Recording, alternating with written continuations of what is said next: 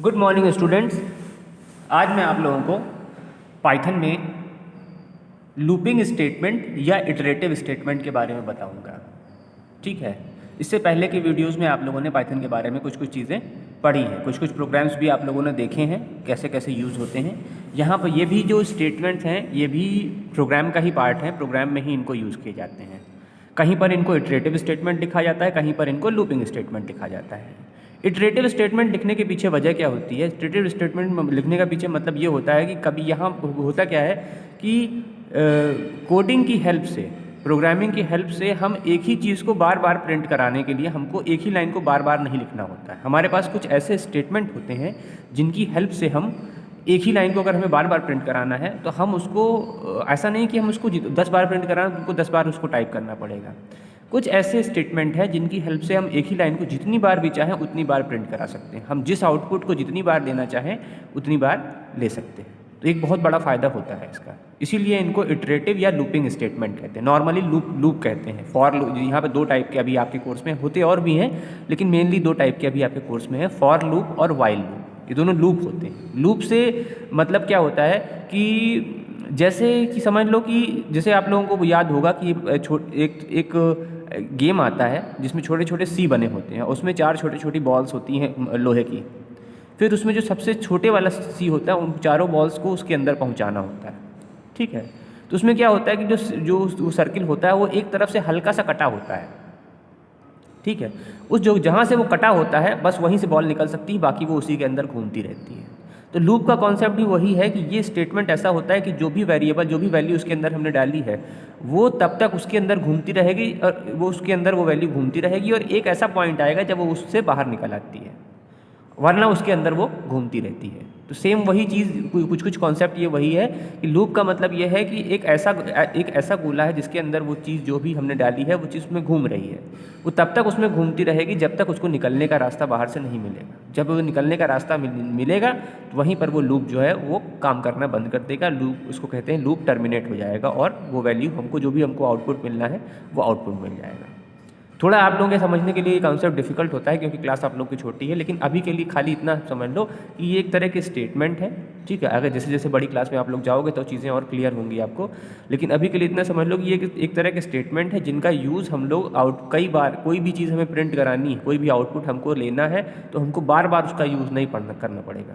हम एक ही बार उसका यूज़, उस स्टेटमेंट का यूज़ करेंगे, और वो आउटपुट हम जितनी बार चाहें उतनी बार हम ले सकते हैं। इसको समझने का सबसे पहले मैं आप लोगों को वाइल लूप के जो मतलब उसकी डेफिनेशन होती है वो तो सिंपल सी डेफिनेशन है जो आपकी बुक में जो मतलब दी रहती है नॉर्मली।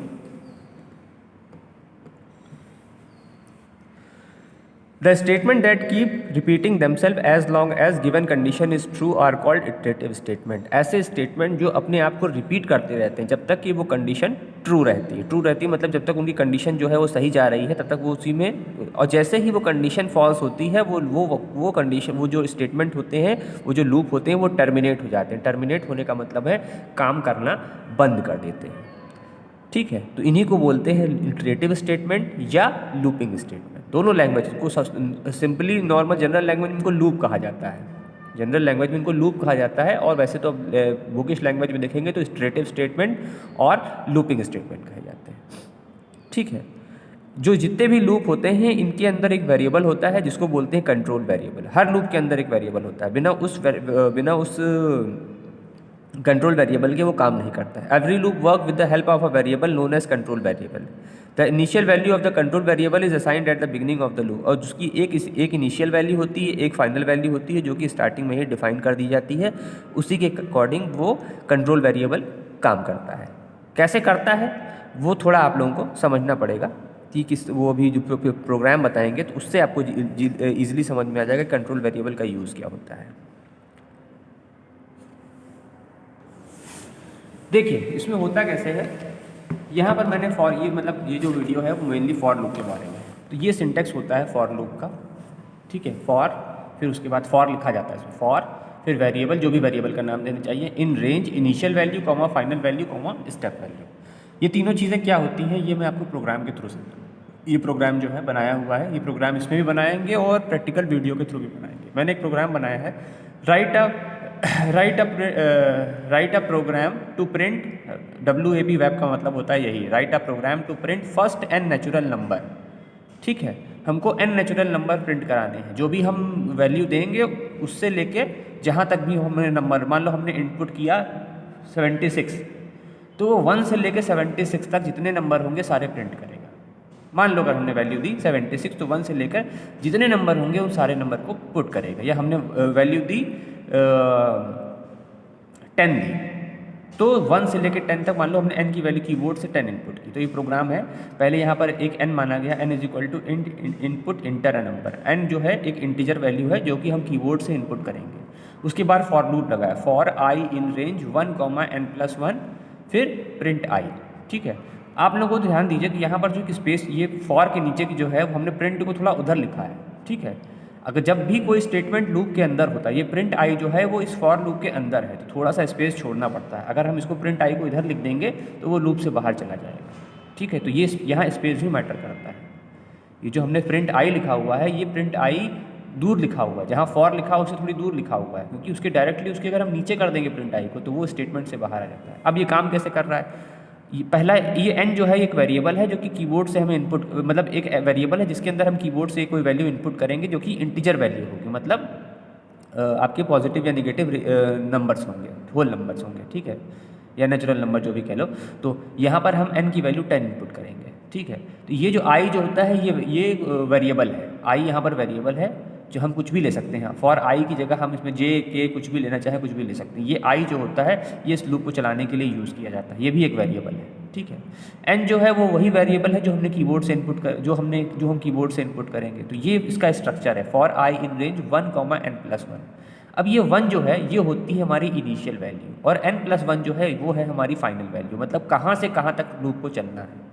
इनिशियल वैल्यू 1 है, मतलब पहले ये लूप नंबर 1 से स्टार्ट होगा और n तक, n+1 तक। n+1 क्या होता है कि ये जो फॉर लूप होता है पाइथन का, अगर इसमें हम जो फाइनल वैल्यू देते हैं उससे एक पीछे तक चलता है। अगर हम यहाँ n+1 की जगह पे सिर्फ n लिख दें तो ये 1 से लेकर 9 तक ही वैल्यू इनपुट कराएगा। ये हमेशा एक पीछे की वैल्यू देता है। अगर हमने कीबोर्ड से वैल्यू इनपुट की n, भाई जैसे प्रोग्राम रन होगा उसमें आएगा इंटर अ नंबर, हमने नंबर इंटर किया 10, तो ये 1 से लेकर 9 तक की ही वैल्यू इनपुट ये प्रिंट करेगा, ये 10 तक नहीं इनपुट करेगा, क्योंकि ये फॉर लूप की, ये पाइथन के फॉर लूप की ये क्वालिटी होती है कि ये एक पीछे तक की वैल्यू तक ही चलता है।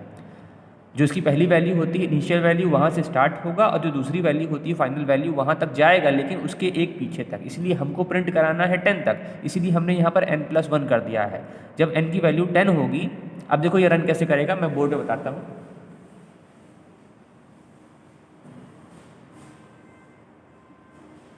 जब हम कीबोर्ड से वैल्यू देंगे तो आएगा इंटर अ नंबर।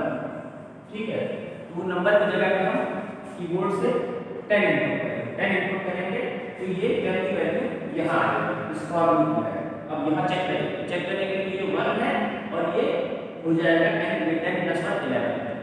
ठीक है, ये 11 बन जाएगा, क्योंकि हम ये फॉर लूप जो होता है, हमारा पाइथन का फॉर लूप जो होता है, ये एक पीछे तक की वैल्यू को लेता है, ये पूरी वैल्यू को नहीं लेता है। इसकी जो फाइनल वैल्यू होती है एक पीछे तक चलती है। तो हमने जब n इनपुट किया 1, तो ये 1 से स्टार्ट करेगा और धीरे धीरे एक एक वैल्यू को बढ़ाता जाएगा।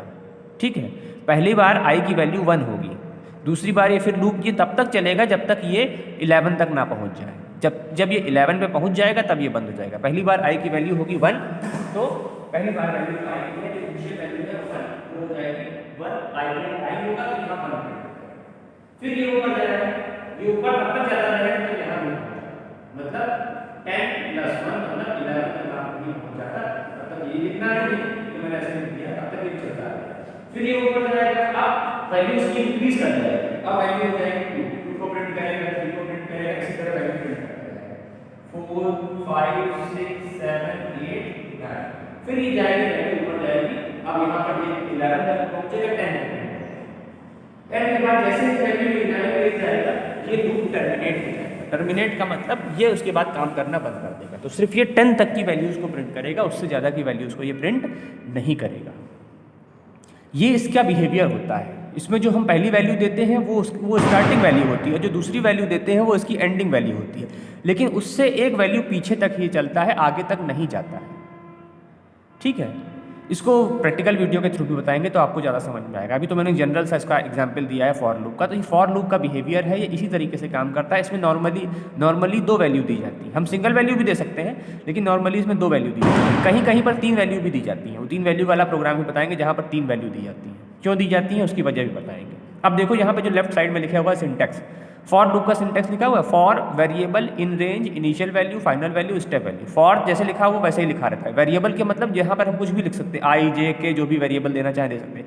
इन रेंज भी वैसे ही लिखा जाता है जैसे कि इसके सिंटैक्स में होता है। उसके बाद जो पहली वैल्यू होती है वो इनिशियल वैल्यू होती है, दूसरी वैल्यू जो होती है फाइनल वैल्यू, तीसरी वैल्यू हमने इस प्रोग्राम में नहीं यूज़ की है। कहीं कहीं पर स्टेप वैल्यू का मतलब होता है कि जैसे मान लो हमको सिर्फ इवन नंबर प्रिंट कराने हैं, इसी प्रोग्राम में हमको सिर्फ इवन नंबर प्रिंट कराने हैं, तो स्टेप में हम 2 दे देंगे, तो वो 2 आगे बढ़ता जाएगा।